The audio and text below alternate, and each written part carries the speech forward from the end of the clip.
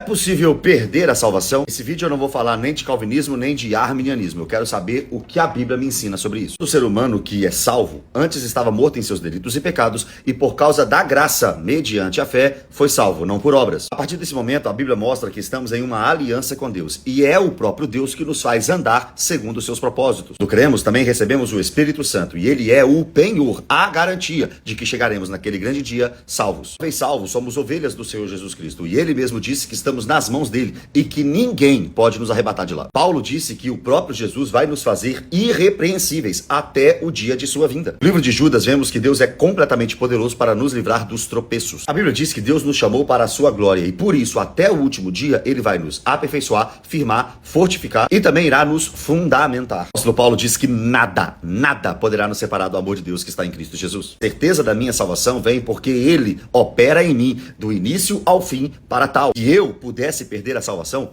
com toda certeza eu perderia, mas eu creio que isso não é possível porque eu estou firmado e fundamentado na obra salvífica de Cristo. Pastor, então aquele que é salvo pode viver no pecado porque está salvo mesmo de qualquer jeito? Essa pessoa não existe. Quem é salvo já morreu para o pecado. Aquele que conhece a Deus não vive pecando. Quem vive pecando não conhece a Deus, nem nunca conheceu. Agora, existem alguns que compreendem Hebreus capítulo 6, por exemplo, como uma possibilidade de perda de salvação. O texto é realmente complexo. Nos primeiros versículos, parece sim que ele está dizendo de alguém salvo, até experimentou coisas do Espírito Santo. Mas perceba comigo o contexto. Do versículo 1 ao 4, ele está dizendo de pessoas que parecem salvas. Mas no versículo 9, ele mesmo diz, o autor, agora eu falo para vocês que são salvos. Teve essa tônica no livro de Hebreus. Parece que primeiro ele fala para um grupo, depois para os salvos. No capítulo 4 é a mesma coisa. Alguns que podem sim deixar de entrar no descanso, mas a partir do versículo 3 ele já garante para os salvos de verdade que eles entrarão no descanso. A mesma coisa aparece no capítulo 10. Se alguns retrocederem, Deus não tem prazer neles, mas nós não somos dos que retrocedem. É uma certeza. 2 Pedro também é usado por aqueles que creem que a salvação pode ser perdida. Falsos profetas e mestres renegaram o Senhor que os resgatou. Ficarmos apenas nesta palavra resgatou, realmente parece que a salvação pode ser perdida. Não é uma heresia, é uma possibilidade interpretativa. Mas perceba que o contexto não está falando de apostasia, e sim de juízo. Os homens são falsos e eles podem até achar que o Senhor os resgatou, mas isso não aconteceu. Outra possibilidade é que Pedro está dizendo para a igreja, aqueles que são falsos rejeitaram o Deus que resgatou vocês, igreja. Todo estudioso da Bíblia sabe que 2 Pedro e Judas são textos que se equivalem. A carta de Judas deixa claro que aqueles homens não eram salvos, eram falsos no meio do povo, está no texto bíblico. Exatamente isso que nos mostra a apostasia, os falsos se retirando do nosso meio. Foi o que João disse, eles saíram do nosso meio, porque na verdade nunca foram dos nossos. Por algumas evidências bíblicas, eu acredito que não é possível perder a salvação, apesar de reconhecer a possibilidade interpretativa